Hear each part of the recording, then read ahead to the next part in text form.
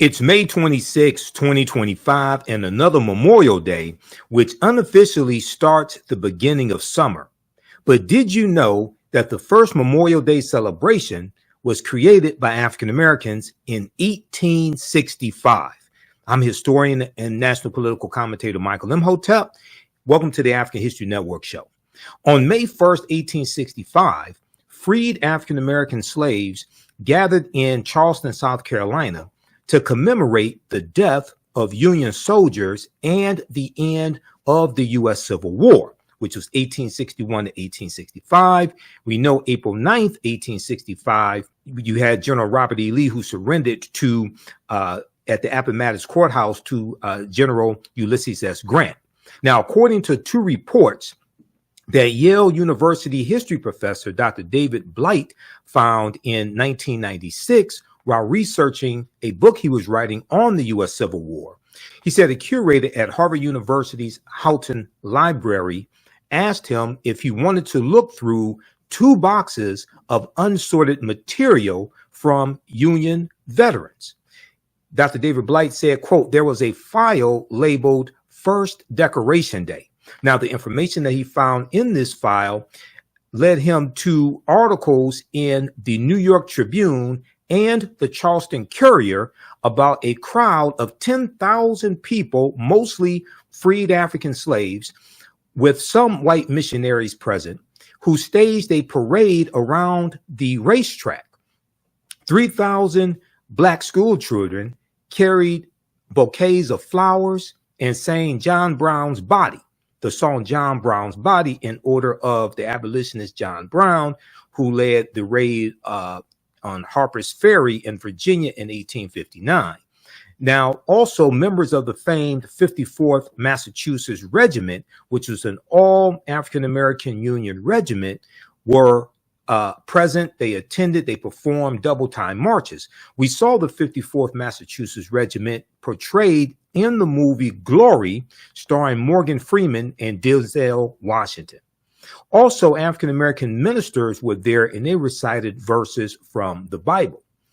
During the final year of the U.S. Civil War in 1865, the Confederates had converted the Washington Racecourse and Jockey Racetrack into an outdoor prison. Union soldiers were kept in horrible conditions in the interior of the track. At least 257 Union soldiers died of exposure and disease and were hastily buried in a mass grave behind the grandstand. Some 28 African-American workmen went to the site, reburied the Union soldiers, and built a high fence around the cemetery. They whitewashed the fence and built an archway over an entrance on which they inscribed the words, Martyrs of the Racecourse, Martyrs of the Racecourse. 3 years after this, on May 5th, 1865, General John A. Logan, who was a leader of an organization for Northern Civil War veterans, called for a nationwide day of remembrance later that month.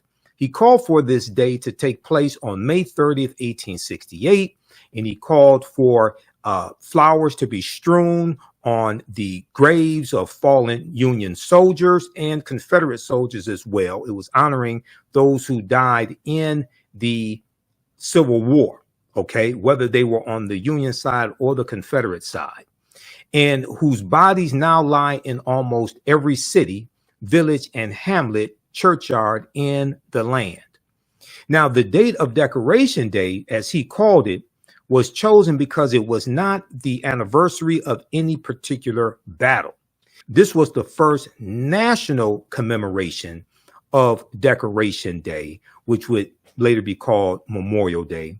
And it was held in Arlington National Cemetery on May 30th, 1868, where both Union and Confederate soldiers are buried. Today, Memorial Day is an American holiday observed on the last Monday of May, honoring the men and women who died while serving in the U.S. military. Memorial Day 2025 falls on Monday, May 26. Originally known as Decoration Day, It originated in the years following the U.S. Civil War, but it became a federal holiday in 1971 after Congress in 1968 passed the Uniform Holiday Act, which made Memorial Day a federal holiday the last day of May, and it gave also a 3-day holiday to federal employees. And it's the unofficial beginning of summer. Now, isn't it very interesting that even though the origins of what we call Memorial Day goes back to African Americans and former slaves, during the Civil War and at the end of the Civil War, the history of African Americans, the Civil War, slavery, and the Civil Rights Movement are being attacked and being suppressed right now by state laws and by federal laws and executive orders at the very same time.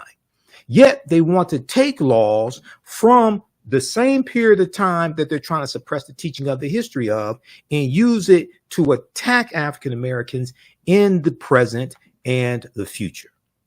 So tell me, what do you think? Like, share, comment on this video. I'm historian and national political commentator Michael Imhotep, founder of the African History Network.